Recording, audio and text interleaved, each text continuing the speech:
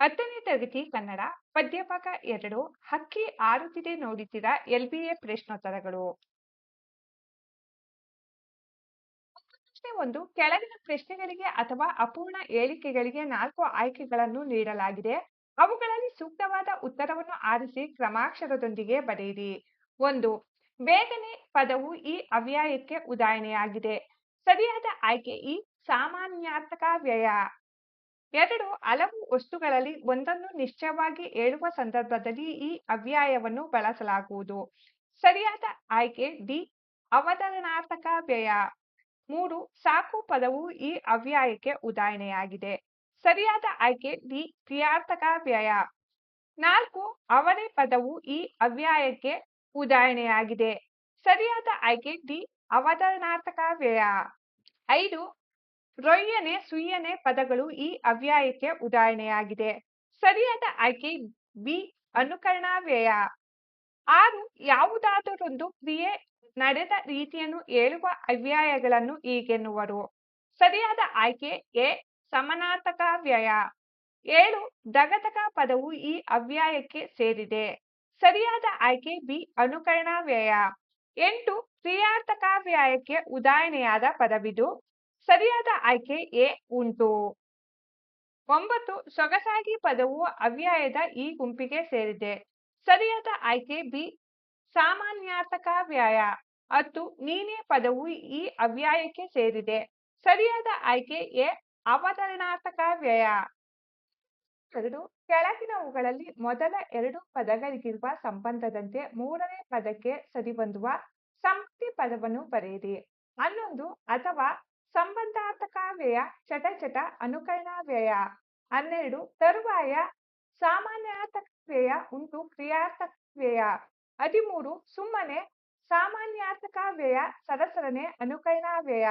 14. ಸಾಕು ಕ್ರಿಯಾರ್ಥಕ ವ್ಯಯ ಅದುವೇ ಅವತರಣಾರ್ಥಕ ವ್ಯಯ. 15. ಬೇಗನೆ ಸಾಮಾನ್ಯಾರ್ಥಕ ವ್ಯಯ ಜುಳು ಜುಳು ಅನುಕರಣಾ ವ್ಯಯ.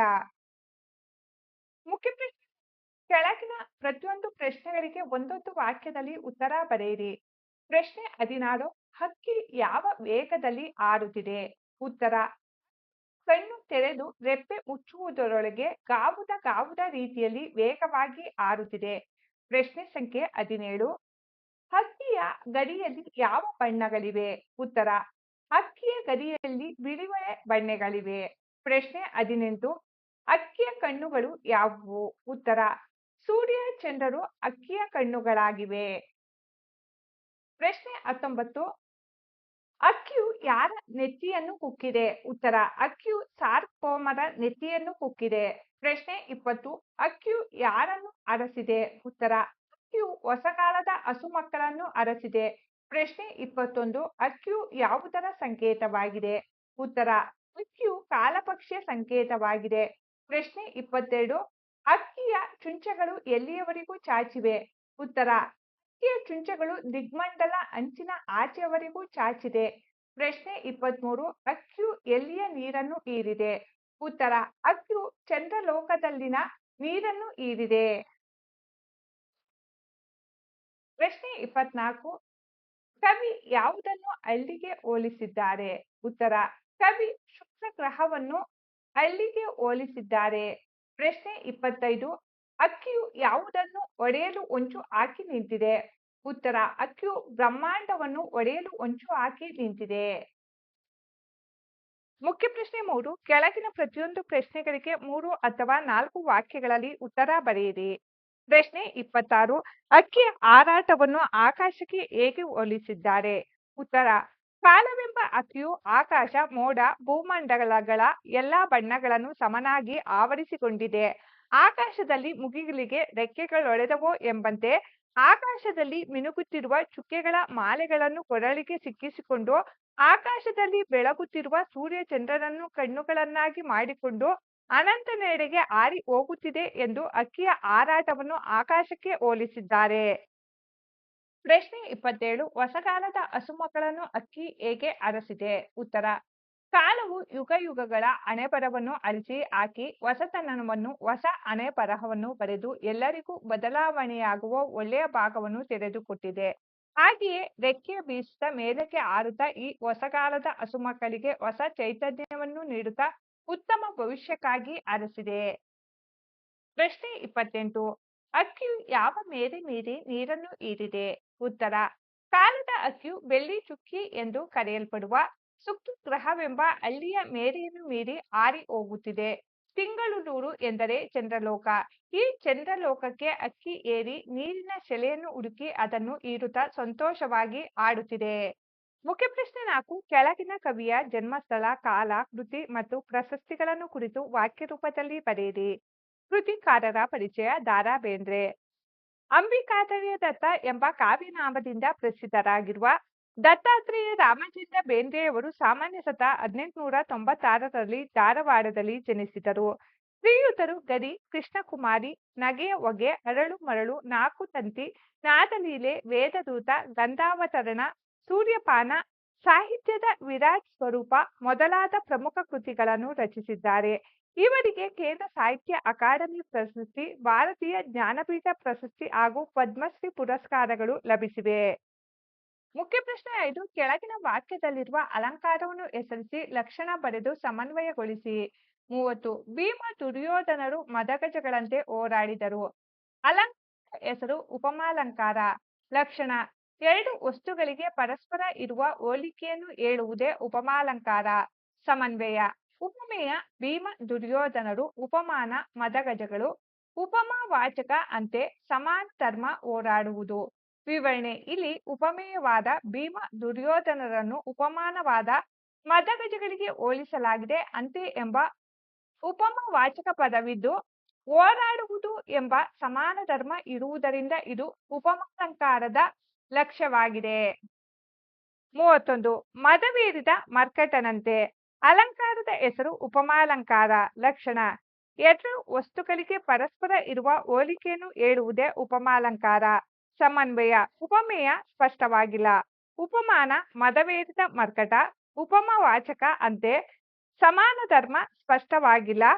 ವಿವರಣೆ: ಇಲ್ಲಿ ಲುಪ್ತವಾದ ಅಂದರೆ ಅಪ್ರತ್ಯಕ್ಷವಾದ ಉಪಮೇಯವನ್ನು ಉಪಮಾನವಾದ ಮದವೇರಿದ ಮರ್ಕಟಕ್ಕೆ ಹೋಲಿಸಲಾಗಿದೆ. ಅಂತೆ ಎಂಬ ಉಪಮಾವಾಚಕ ಪದವಿದ್ದು ಸಮಾನ ಧರ್ಮ ಲುಪ್ತವಾಗಿರುವುದಿಲ್ಲ, ಅಂದರೆ ಮರೆಯಾಗಿರುವುದರಿಂದ ಇದು ಉಪಮಾಲಂಕಾರದ ಅಂದರೆ ಲುಪ್ತೋಪಮಾಲಂಕಾರದ ಲಕ್ಷ್ಯವಾಗಿದೆ. ಮುಖ್ಯ ಪ್ರಶ್ನೆ 6. ಕೆಳಗಿನ ವಾಕ್ಯ ಅಥವಾ ಹೇಳಿಕೆಗಳಿಗೆ ಸಂದರ್ಭ ಮತ್ತು ಸ್ವಾರಸ್ಯಗಳನ್ನು ಬರೆಯಿರಿ. ವಾಕ್ಯ 32. ರೆಕ್ಕೆಗಳೆರಡು ಪಕ್ಕದಲ್ಲುಂಟು. ಆಯ್ಕೆ: ಪ್ರಸ್ತುತ ಸಾಲನ್ನು ದ. ರಾ ಬೇಂದ್ರೆಯವರು ವಿಚಿತ್ರಿತ ಗರಿ ಎಂಬ ಕವನ ಸಂಕಲನದಿಂದ ಆಯ್ದ ಹಕ್ಕಿ ಹಾರುತ್ತಿದೆ ನೋಡಿದಿರಾ ಎಂಬ ಪದ್ಯಪಾಠದಿಂದ ಆರಿಸಿಕೊಳ್ಳಲಾಗಿದೆ. ಸಂದರ್ಭ: ಕವಿ ಬೇಂದ್ರೆಯವರು ಚಲನಶೀಲವಾದ ಕಾಲದ ಗತಿಯನ್ನು ಹಾರುವ ಹಕ್ಕಿಗೆ ಸಮೀಕರಿಸಿ ವರ್ಣಿಸುತ್ತಾ, ವೇಗವಾಗಿ ಸಾಗುವ ಕಾಲಪಕ್ಷಿಗೆ ಕರಿಯ ಪುಚ್ಚಗಳು ಇವೆ, ಬಿಳಿಯ ಬಣ್ಣದ ಗರಿಗಳಿವೆ, ಕೆಂಪಾದ ಹೊನ್ನಿನ ಬಣ್ಣದ ರೆಕ್ಕೆಗಳು ಎರಡು ಪಕ್ಕದಲ್ಲಿ ಇವೆ ಎಂದು ಈ ಮಾತನ್ನು ಹೇಳುತ್ತಾರೆ. ಸ್ವಾರಸ್ಯ: ಕಾಲದ ಮೂರು ಅವಸ್ಥೆಗಳಾದ ಭೂತ, ವರ್ತಮಾನ ಮತ್ತು ಭವಿಷ್ಯತ್ ಕಾಲಗಳನ್ನು ಬಣ್ಣದ ಹೋಲಿಕೆಯ ಮುಖಾಂತರ ವರ್ಣಿತವಾಗಿರುವುದು ಬಹು ಸ್ವಾರಸ್ಯವಾಗಿದೆ. ವಾಕ್ಯ 33. ಸಾರ್ವಭೌಮರ ನೆತ್ತಿಯ ಕುಕ್ಕಿ. ಆಯ್ಕೆ: ಪ್ರಸ್ತುತ ಸಾಲನ್ನು ದ. ರಾ ಬೇಂದ್ರೆಯವರು ವಿಚಲಿತ ಗರಿ ಎಂಬ ಕವನ ಸಂಕಲನದಿಂದ ಆಯ್ದ ಹಕ್ಕಿ ಹಾರುತ್ತಿದೆ ನೋಡಿದಿರಾ ಎಂಬ ಪದ್ಯಪಾಠದಿಂದ ಆರಿಸಿಕೊಳ್ಳಲಾಗಿದೆ.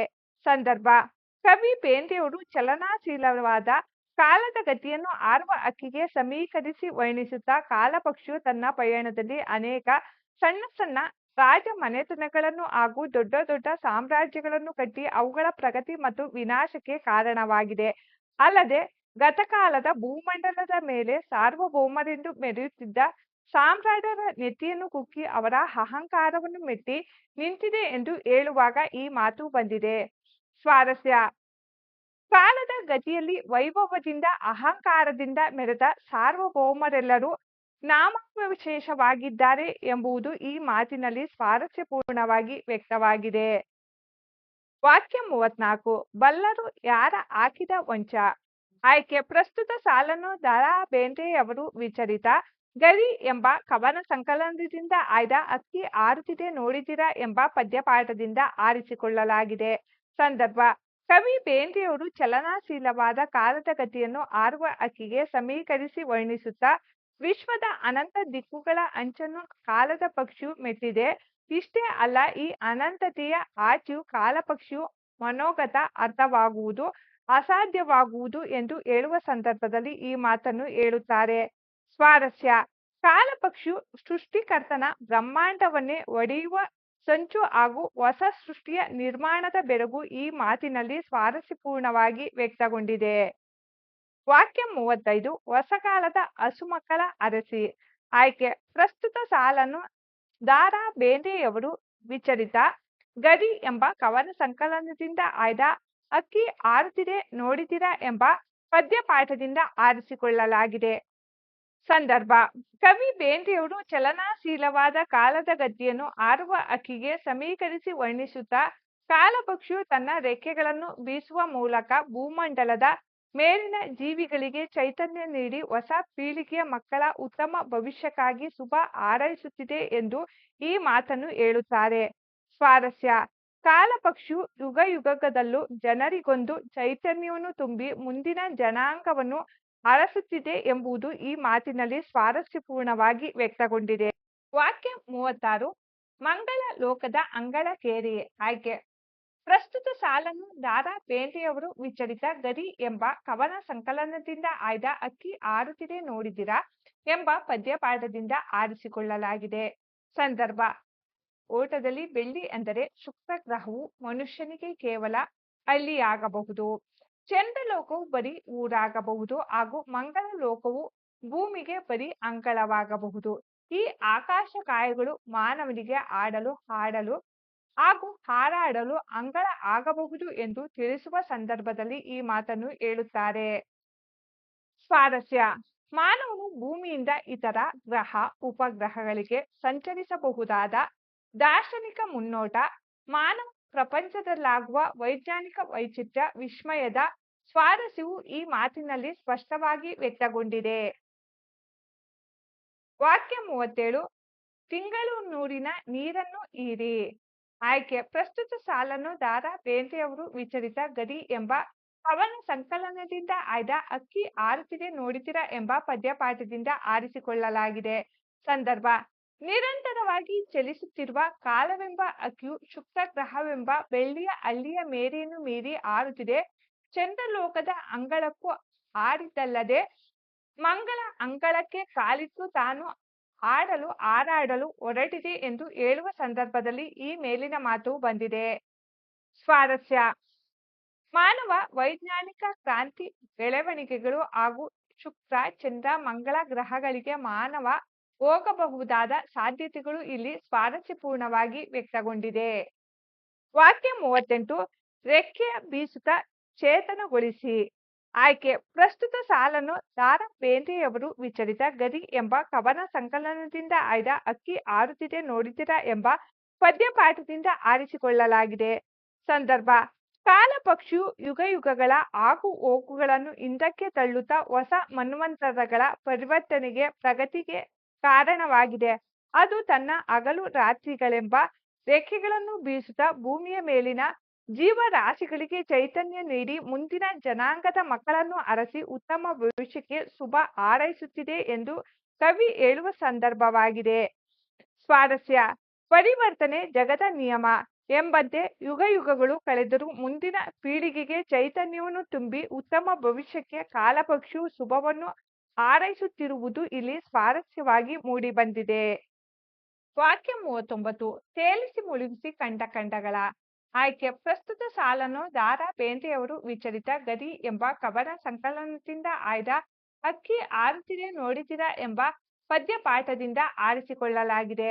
ಸಂದರ್ಭ ಕಾಲ ಎಂಬ ಪಕ್ಷಿ ತನ್ನ ಪಯಣದಲ್ಲಿ ಸಣ್ಣ ಪುಟ್ಟ ರಾಜ ಮನೆತನ ದೊಡ್ಡ ದೊಡ್ಡ ಸಾಮ್ರಾಜ್ಯಗಳನ್ನು ಹುಟ್ಟಿಸಿ ಬೆಳೆಸಿ ಅದರ ಫಸಲನ್ನು ಕೊಯ್ಲು ಮಾಡಿದೆ.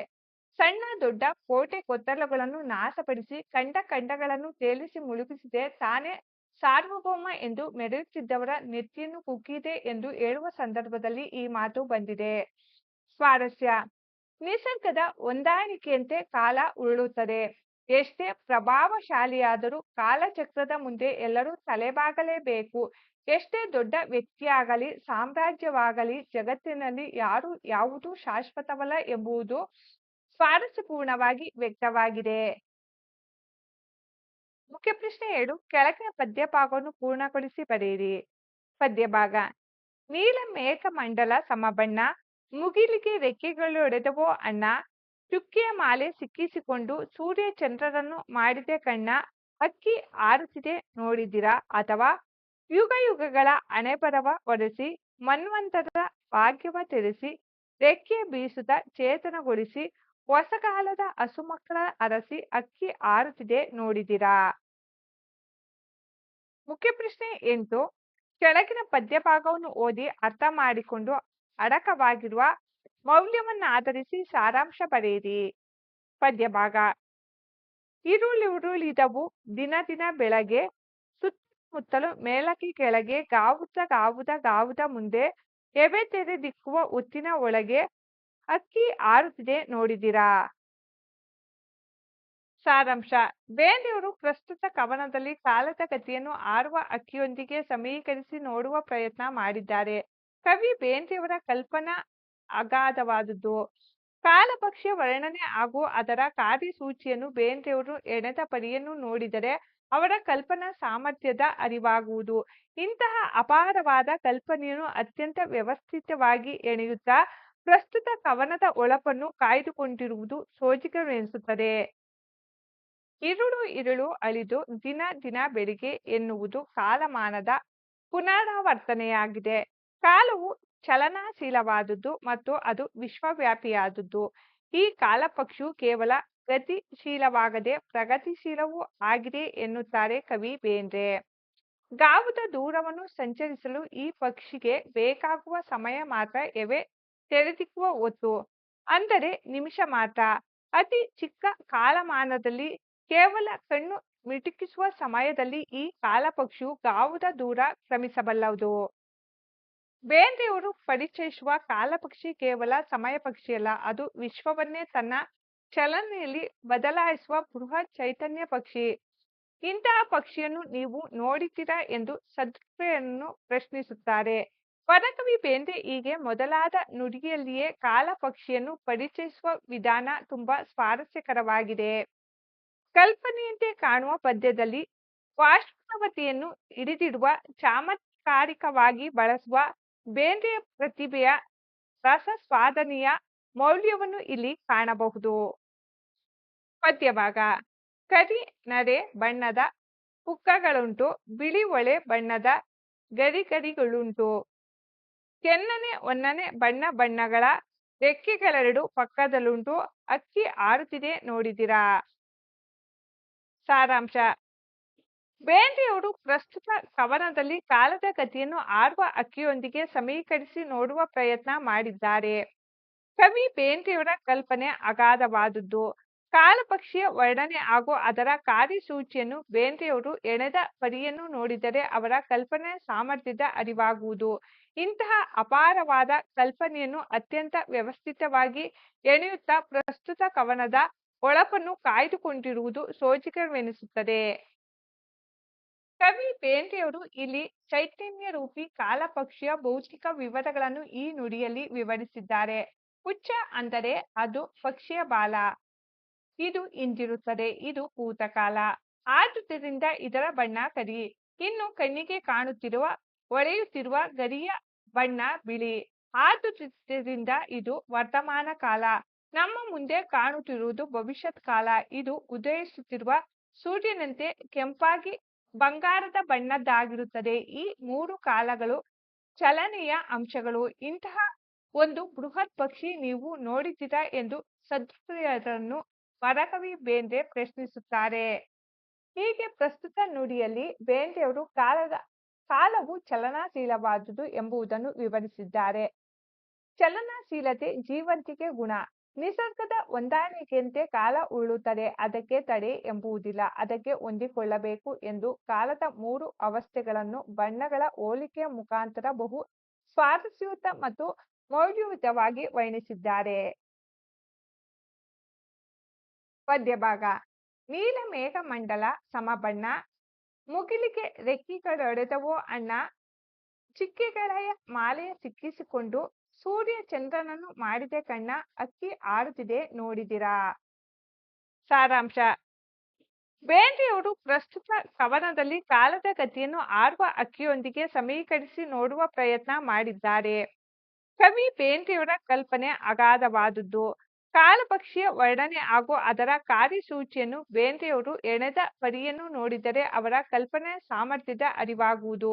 ಇಂತಹ ಅಪಾರವಾದ ಕಲ್ಪನೆಯನ್ನು ಅತ್ಯಂತ ವ್ಯವಸ್ಥಿತವಾಗಿ ಎಣೆಯುತ್ತಾ ಪ್ರಸ್ತುತ ಕವನದ ಹೊಳಪನ್ನು ಕಾಯ್ದುಕೊಂಡಿರುವುದು ಸೋಜಿಗವೆನಿಸುತ್ತದೆ. ಕವಿ ಬೇಂದ್ರೆಯವರು ಇಲ್ಲಿ ಚೈತನ್ಯ ರೂಪಿ ಕಾಲಪಕ್ಷಿಯ ಭೌತಿಕ ವಿವರಗಳನ್ನು ಈ ನುಡಿಯಲ್ಲಿ ವಿವರಿಸಿದ್ದಾರೆ. ಕಾಲವೆಂಬ ಅಕ್ಕಿಯು ನೀಲಮೇಘ ಮಂಡಲದಷ್ಟೇ ಸಮನಾದ ಬಣ್ಣಗಳನ್ನು ಹೊಂದಿದೆ. ಆಕಾಶವೇ ಈ ಅಕ್ಕಿಗೆ ರೆಕ್ಕೆಗಳಾಗಿವೆಯೋ ಎಂಬಂತೆ ಭಾಸವಾಗುತ್ತಿದೆ. ಆಕಾಶದಲ್ಲಿ ಮಿನುಗುವ ನಕ್ಷತ್ರಗಳ ಮಾಲೆಯನ್ನು ತನ್ನ ಕೊರಳಿಗೆ ಹಾಕಿಕೊಂಡು ಬೆಳಗುವ ಸೂರ್ಯ ಮತ್ತು ಚಂದ್ರನನ್ನೇ ತನ್ನ ಎರಡು ಕಣ್ಣುಗಳನ್ನಾಗಿ ಮಾಡಿಕೊಂಡು ಈ ಕಾಲವೆಂಬ ಅಕ್ಕಿ ಅನಂತನೆಡೆಗೆ ಹಾರುತ್ತಿದೆ. ಈ ಮೂರು ಕಾಲಗಳು ಅಂದರೆ ಭೂತ, ವರ್ತಮಾನ, ಭವಿಷ್ಯತ್ ಚಲನೆಯ ಅಂಶಗಳಾಗಿವೆ. ಇಂತಹ ಒಂದು ಬೃಹತ್ ಪಕ್ಷಿಯನ್ನು ನೀವು ನೋಡಿದ್ದೀರಾ ಎಂದು ಸಹೃದಯರನ್ನು ವರಕವಿ ಬೇಂದ್ರೆ ಪ್ರಶ್ನಿಸುತ್ತಾರೆ. ಹೀಗೆ ಪ್ರಸ್ತುತ ನುಡಿಯಲ್ಲಿ ಬೇಂದ್ರೆಯವರು ಕಾಲವು ಚಲನಾಶೀಲವಾದುದು ಎಂಬುದನ್ನು ವಿವರಿಸಿದ್ದಾರೆ. ಚಲನಾಶೀಲತೆ ಜೀವಂತಿ ಗುಣ. ನಿಸರ್ಗದ ಹೊಂದಾಣಿಕೆಯಂತೆ ಕಾಲ ಉರುಳುತ್ತದೆ, ಅದಕ್ಕೆ ತಡೆ ಎಂಬುದಿಲ್ಲ. ಈ ಕಾಲದ ಅಗಾಧತೆಯನ್ನು ಆಕಾಶ, ಸೂರ್ಯ, ಚಂದ್ರ ಮತ್ತು ನಕ್ಷತ್ರಗಳ ಹೋಲಿಕೆ ಮುಖಾಂತರ ಬಹು ಸ್ವಾರಸ್ಯಯುತ ಮತ್ತು ಮೌಲ್ಯಯುತವಾಗಿ ವರ್ಣಿಸಿದ್ದಾರೆ. ಪದ್ಯಭಾಗ: ರಾಜ್ಯದ ಸಾಮ್ರಾಜ್ಯದ ತೆನೆ ಒಕ್ಕಿ, ಮಂಡಲ ಗಮಂಡಲ ಗಡ ಮುಕ್ಕಿ, ತೇಲಿಸಿ ಮುಳುಗಿಸಿ ಕಂಡ ಖಂಡಗಳ ಸಾರ್ವಭೌಮರ ನೆತ್ತಿಯ ಕುಕ್ಕಿ, ಅಕ್ಕಿ ಆಡುತ್ತಿದೆ ನೋಡಿದಿರಾ. ಸಾರಾಂಶ: ಬೇಂದ್ರೆಯವರು ಪ್ರಸ್ತುತ ಕವನದಲ್ಲಿ ಕಾಲದ ಗತಿಯನ್ನು ಆಡುವ ಅಕ್ಕಿಯೊಂದಿಗೆ ಸಮೀಕರಿಸಿ ನೋಡುವ ಪ್ರಯತ್ನ ಮಾಡಿದ್ದಾರೆ. ಕವಿ ಬೇಂದ್ರೆಯವರ ಕಲ್ಪನೆ ಅಗಾಧವಾದುದು. ಕಾಲಪಕ್ಷಿಯ ವರ್ಣನೆ ಹಾಗೂ ಅದರ ಕಾರ್ಯಸೂಚಿಯನ್ನು ಬೇಂದ್ರೆಯವರು ಎಣೆದ ಪರಿಯನ್ನು ನೋಡಿದರೆ ಅವರ ಕಲ್ಪನೆಯ ಸಾಮರ್ಥ್ಯದ ಅರಿವಾಗುವುದು. ಇಂತಹ ಅಪಾರವಾದ ಕಲ್ಪನೆಯನ್ನು ಅತ್ಯಂತ ವ್ಯವಸ್ಥಿತವಾಗಿ ಎಣೆಯುತ್ತಾ ಪ್ರಸ್ತುತ ಕವನದ ಹೊಳಪನ್ನು ಕಾಯ್ದುಕೊಂಡಿರುವುದು ಸೋಜಿಗವೆನಿಸುತ್ತದೆ. ಕಾಲದ ದೃಷ್ಟಿ ವೈಶಾಲ್ಯತೆಯುಳ್ಳ ಹಾಗೂ ತಾರತಮ್ಯರಹಿತವಾದ ಸಮದೃಷ್ಟಿ. ಆಕಾಶವು ಅನಂತವಾದುದು. ಅದರ ಬಣ್ಣ ಕಾಲಪಕ್ಷಿಯ ಬಣ್ಣ, ಅಂದರೆ ಕಾಲಪಕ್ಷಿಯೂ ಸಹ ಅನಂತವಾದುದು. ಕಾಲಪಕ್ಷಿಯು ತನ್ನ ಪಯಣದಲ್ಲಿ ಅನೇಕ ಸಣ್ಣ ಪುಟ್ಟ ರಾಜ್ಯಗಳನ್ನು, ದೊಡ್ಡ ಸಾಮ್ರಾಜ್ಯಗಳನ್ನು ಹುಟ್ಟಿಸಿ ಬೆಳೆಸಿ ಅವುಗಳ ವಿನಾಶಕ್ಕೂ ಕಾರಣವಾಗಿದೆ. ಭೂಮಂಡಲದ ಮೇಲಿನ ಅನೇಕ ಖಂಡಗಳನ್ನು ಏಳು ಬೀಳುಗಳ ಸುಳಿಗೆ ಸಿಲುಕಿಸಿದೆ. ತಾವೇ ಸಾರ್ವಭೌಮರೆಂದು ಅಹಂಕಾರದಿಂದ ಮೆರೆಯುತ್ತಿದ್ದ ಚಕ್ರವರ್ತಿಗಳ ನೆತ್ತಿಯನ್ನು ಕುಕ್ಕಿ ಅವರ ಗರ್ವಭಂಗ ಮಾಡಿದೆ. ಕಾಲಚಕ್ರದ ಮುಂದೆ ಯಾರೂ ಶಾಶ್ವತವಲ್ಲ ಎಂಬ ಸತ್ಯವನ್ನು ಈ ಸಾಲುಗಳು ಪ್ರತಿಪಾದಿಸುತ್ತವೆ. ಹೀಗೆ ಪ್ರಸ್ತುತ ನುಡಿಯಲ್ಲಿ ಕವಿ ಬೇಂದ್ರೆಯವರು ಕಾಲಪಕ್ಷಿಯು ತಾರತಮ್ಯರಹಿತ ಸಮದೃಷ್ಟಿಯಿಂದ ಕೂಡಿದ ನೀಲ ಮೇಘಮಂಡಲದ ಸಮಬಣ್ಣದಂತೆ, ಅನಂತ ಆಕಾಶದಲ್ಲಿರುವ ಮುಗಿಲಿಗೆ ರೆಕ್ಕೆಗಳು ಮೂಡಿದಂತೆ, ನಕ್ಷತ್ರ ಮಾಲೆಯನ್ನು ಧರಿಸಿಕೊಂಡು ಸೂರ್ಯ ಚಂದ್ರರನ್ನು ಕಣ್ಣಾಗಿಸಿಕೊಂಡು ಅದು ಹಾರಾಡುತ್ತಿರುವ ನೋಟ ಅದ್ಭುತವಾದುದು ಎಂದು ಸ್ವಾರಸ್ಯಪೂರ್ಣವಾಗಿ ವ್ಯಕ್ತಪಡಿಸಿದ್ದಾರೆ. ಈ ಲೋಕದಲ್ಲಿ ಎಷ್ಟೇ ಪ್ರಬಲವಾದ ಶಕ್ತಿಯೂ ಕಾಲದ ಪಟ್ಟಿಗೆ ತಲೆಬಾಗಲೇಬೇಕು ಎಂಬ ಮೌಲ್ಯ ಇಲ್ಲಿ ವ್ಯಕ್ತವಾಗಿದೆ.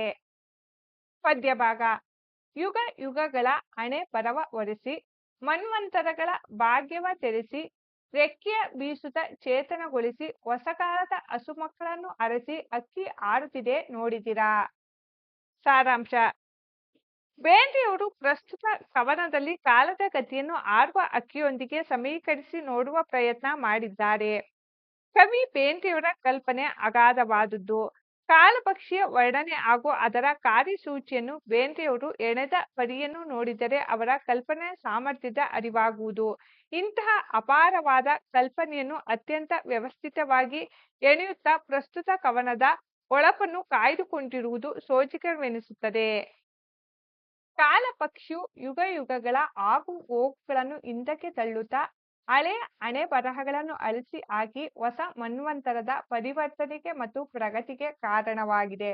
ಕಾಲಪಕ್ಷಿಯು ತನ್ನ ರೆಕ್ಕೆಗಳನ್ನು ಬೀಸುವ ಮೂಲಕ ಭೂಮಂಡಲದ ಜೀವಿಗಳಿಗೆ ಹೊಸ ಚೈತನ್ಯ ನೀಡಿ ಮುಂದಿನ ಜನಾಂಗದ ಹಸುಮಕ್ಕಳನ್ನು ಅರಸಿ ಉತ್ತಮ ಭವಿಷ್ಯಕ್ಕಾಗಿ ಶುಭ ಹಾರೈಸುತ್ತಿದೆ ಎನ್ನುವರು ಕವಿ ಬೇಂದ್ರೆ. ಇದನ್ನೆಲ್ಲ ಪರಿವೀಕ್ಷಿಸುವ ಕಣ್ಣು ನಮಗೆ ಬೇಕು. ಅಂತೆಯೇ ಕವಿ ಬೇಂದ್ರೆಯವರು ನಮ್ಮನ್ನು ಕೇಳುತ್ತಿದ್ದಾರೆ, ಹಕ್ಕಿ ಹಾರುತ್ತಿದೆ ನೋಡಿದಿರಾ ಎಂದು. ಮಾನವನ ದೃಷ್ಟಿ ತಾತ್ಕಾಲಿಕವಾದದ್ದು, ಆದರೆ ಕವಿಯ ನೋಟ ಕಾಲಾತೀತ ಮತ್ತು ದೇಶಾತೀತವಾದದ್ದು. ಇಲ್ಲಿ ಕಾಲಪಕ್ಷಿಯ ಕೆಲಸ ಕೇವಲ ವಿನಾಶಕಾರಿಯಲ್ಲ, ಹೊಸ ಮನ್ವಂತರದ ಶುಭೋದಯವಾಗುವುದು ಈ ಕಾಲಪಕ್ಷಿಯಿಂದಲೇ. ತನ್ನ ರೆಕ್ಕೆಗಳನ್ನು ಬೀಸುವ ಮೂಲಕ ಪ್ರಾಣವಾಯುವನ್ನು ಕೊಟ್ಟು ನಿರ್ಜೀವ ಮನ್ವಂತರಗಳನ್ನು ಸಜೀವಗೊಳಿಸುವುದು ಈ ಕಾಲಪಕ್ಷಿ. ಭೂಮಂಡಲದಲ್ಲಿ ಜರುಗಿದ ಸಾಂಸ್ಕೃತಿಕ ಬದಲಾವಣೆಗಳು, ಪುನಶ್ಚೇತನಗಳು ಕಾಲಪಕ್ಷಿಯ ಮಹಿಮೆಯಿಂದಲೇ ಎಂಬ ಮೌಲ್ಯಯುತ ಸಂದೇಶವನ್ನು ವರಕವಿ ಬೇಂದ್ರೆಯವರು ನೀಡಿದ್ದಾರೆ. ಪದ್ಯಭಾಗ. ಬೆಳ್ಳಿಯ ಹಳಿಯ ಮೇರೆಯ ಮೀರಿ ತಿಂಗಳನೂರಿನ ನೀರನ್ನು ಹೀರಿ ಆಡಲು ಆಡಲು ತಾ ಹಾರಾಡಲು ಮಂಗಳ ಲೋಕದ ಅಂಗಳಕ್ಕೇರಿ ಹಕ್ಕಿ ಹಾರುತ್ತಿದೆ ನೋಡಿದಿರಾ. ಸಾರಾಂಶ.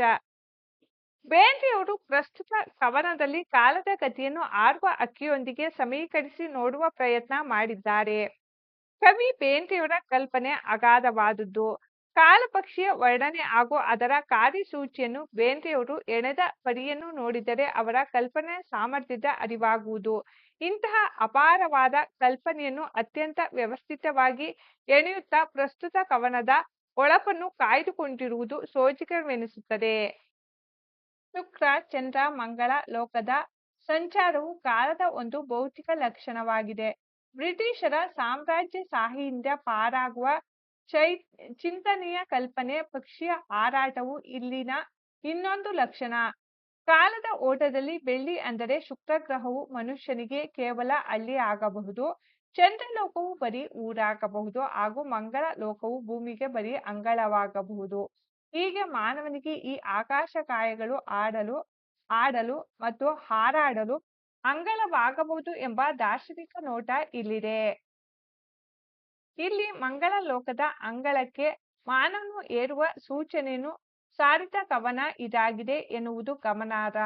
ಪ್ರಸ್ತುತ ನುಡಿಯಲ್ಲಿ ಮಾನವನು ಭೂಮಿಯಿಂದ ಇತರ ಗ್ರಹ ಉಪಗ್ರಹಗಳಿಗೆ ಸಂಚರಿಸಬಹುದಾದ ದಾರ್ಶನಿಕ ನೋಟ ಹಾಗೂ ಮಾನವನ ಪ್ರಪಂಚದಲ್ಲಾಗುವ ವೈಚಿತ್ರ್ಯದ ವಿಸ್ಮಯವು ಮೌಲ್ಯಯುತವಾಗಿ ವ್ಯಕ್ತಗೊಂಡಿದೆ. ಪದ್ಯಭಾಗ. ಮುಟ್ಟಿದೆ ದಿಗ್ಮಂಡಲಗಳ ಅಂಚ, ಆಚೆಗೆ ಚಾಚಿದೆ ತನ್ಮಯ ಚುಂಚ, ಬ್ರಹ್ಮಾಂಡಗಳನ್ನು ಒಡೆಯಲು ಎಂದೋ ಬಲ್ಲರು ಯಾರ ಹಾಕಿದ ಹೊಂಚ, ಹಕ್ಕಿ ಹಾರುತ್ತಿದೆ ನೋಡಿದಿರಾ. ಸಾರಾಂಶ. ಅಂಬಿಕಾತನಯದತ್ತ ಎಂಬ ಕಾವ್ಯಧಾಮದಿಂದ ಪ್ರಸಿದ್ಧರಾದ ವರಕವಿ, ಶಬ್ದಗಾರುಡಿಗ ದ ರಾ ಬೇಂದ್ರೆಯವರು ನವೋದಯದ ಕಾಲಘಟ್ಟದಲ್ಲಿ ಬರೆದ ಕವನಗಳಲ್ಲಿ ಹಕ್ಕಿ ಹಾರುತ್ತಿದೆ ನೋಡಿದಿರಾ ಎಂಬುದು ಪ್ರಮುಖ ಕವನವಾಗಿದೆ. ಬೇಂದ್ರೆಯವರು ಪ್ರಸ್ತುತ ಕವನದಲ್ಲಿ ಕಾಲದ ಗತಿಯನ್ನು ಹಾರುವ ಹಕ್ಕಿಯೊಂದಿಗೆ ಸಮೀಕರಿಸಿ ನೋಡುವ ಪ್ರಯತ್ನ ಮಾಡಿದ್ದಾರೆ. ಕವಿ ಬೇಂದ್ರೆಯವರ ಕಲ್ಪನೆ ಅಗಾಧವಾದುದು. ಕಾಲಪಕ್ಷಿಯ ವರ್ಣನೆ ಹಾಗೂ ಅದರ ಕಾರ್ಯಸೂಚಿಯನ್ನು ಬೇಂದ್ರೆಯವರು ಎಣೆದ ಪರಿಯನ್ನು ನೋಡಿದರೆ ಅವರ ಕಲ್ಪನಾ ಸಾಮರ್ಥ್ಯದ ಅರಿವಾಗುವುದು. ಇಂತಹ ಅಪಾರವಾದ ಕಲ್ಪನೆಯನ್ನು ಅತ್ಯಂತ ವ್ಯವಸ್ಥಿತವಾಗಿ ಎಣೆಯುತ್ತಾ ಪ್ರಸ್ತುತ ಕವನದ ಹೊಳಪನ್ನು ಕಾಯ್ದುಕೊಂಡಿರುವುದು ಸೋಜಿಗವೆನಿಸುತ್ತದೆ. ವಿಶ್ವಗಳು ಅನೇಕವಿರಬಹುದು, ಆ ವಿಶ್ವದ ದಿಕ್ಕುಗಳು ಅನಂತವಿರಬಹುದು. ಆದರೆ ಈ ಕಾಲಪಕ್ಷಿಯು ಈ ಎಲ್ಲ ಮಂಡಲಗಳ ಅಂಚನ್ನು ಮುಟ್ಟಿದೆ. ಅಷ್ಟೇ ಅಲ್ಲ, ಈ ಅನಂತತೆಯ ಆಚೆಗೂ ಸಹ ಇದು ತನ್ನ ಚುಂಚನ್ನು ಚಾಚಿದೆ. ಕಾಲಪಕ್ಷಿಯ ಮನೋಗತ ಅರ್ಥವಾಗುವುದು ಅಸಾಧ್ಯವಾದುದು. ಸೃಷ್ಟಿಕರ್ತೃವಿನ ಈ ಬ್ರಹ್ಮಾಂಡವನ್ನೇ ಕಾಲಪಕ್ಷಿಯು ಒಡೆಯಲು ಹೊಂಚು ಹಾಕಿದೆ. ಅಂಡವು ಒಡೆದಾಗಲೇ ಹೊಸ ಸೃಷ್ಟಿ ಹೊರಗೆ ಬರುವುದು ಎಂಬುದು ಇಲ್ಲಿನ ಆಳವಾದ ಭಾವ.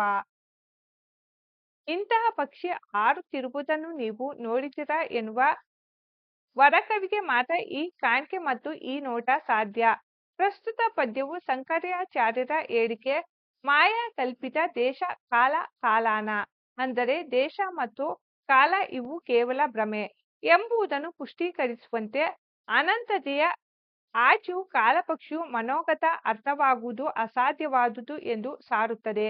ಕಾಲಪಕ್ಷಿಯ ಹೊಡೆತಕ್ಕೆ ಮಾನವ ಪ್ರಪಂಚದಲ್ಲಾಗುವ ವೈಚಿತ್ರ್ಯದ ವಿಸ್ಮಯದಲ್ಲಿ ಒಂದು ಉದ್ಗಾರವಿದೆ ಎಂಬುದನ್ನು ಇಲ್ಲಿ ಅತ್ಯಂತ ಮೌಲ್ಯಯುತವಾಗಿ ಅರ್ಥೈಸಲಾಗಿದೆ. ಮುಖ್ಯ ಪ್ರಶ್ನೆ 9. ಕೆಳಗಿನ ಪ್ರಶ್ನೆಗಳಿಗೆ 8 ಅಥವಾ 10 ವಾಕ್ಯಗಳಲ್ಲಿ ಉತ್ತರ ಬರೆಯಿರಿ.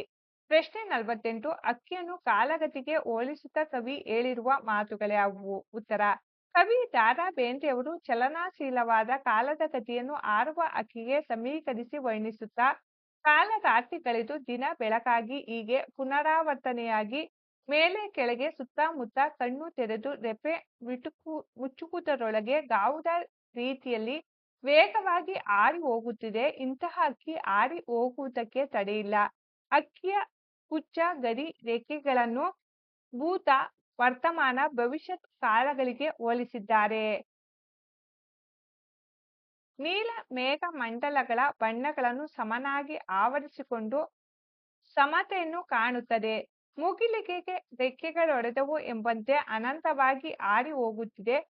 ಚಿಕ್ಕೆಗಳ ಮಾಲೆಯನ್ನು ಕೊರಳಿಗೆ ಸಿಕ್ಕಿಸಿಕೊಂಡು ಸೂರ್ಯ ಚಂದ್ರರನ್ನು ಕಣ್ಣುಗಳನ್ನಾಗಿ ಮಾಡಿಕೊಂಡು ಅನಂತನೆಡೆಗೆ ಹಾರಿ ಹೋಗುತ್ತಿದೆ ನೋಡಿದಿರಾ ಎಂಬ ಮಾತನ್ನು ಹೇಳುತ್ತಾರೆ. ರಾಜ್ಯ ಸಾಮ್ರಾಜ್ಯಗಳನ್ನು ವೈಭವದಿಂದ ಮೆರೆಯುವಂತೆ ಮಾಡಿದ್ದು ಇದೇ ಕಾಲವೆಂಬ ಅಕ್ಕಿ. ರಾಜ ಮಹಾರಾಜರ ಸಣ್ಣ ದೊಡ್ಡ ಕೋಟೆ ಕೊತ್ತಲುಗಳನ್ನು ಗಬಕ್ಕನೆ ನಾಶ ಮಾಡಿದ್ದು ಕಾಲವೇ. ವಿಶ್ವದ ಎಲ್ಲಾ ಭಾಗಗಳನ್ನು ತೇಲಿಸಿ ಮುಳುಗಿಸಿ ಸಾರ್ವಭೌಮರ ನೆತ್ತಿಯ ಕುಕ್ಕಿ ಹಾರಿ ಹೋಗುತ್ತಿದೆ.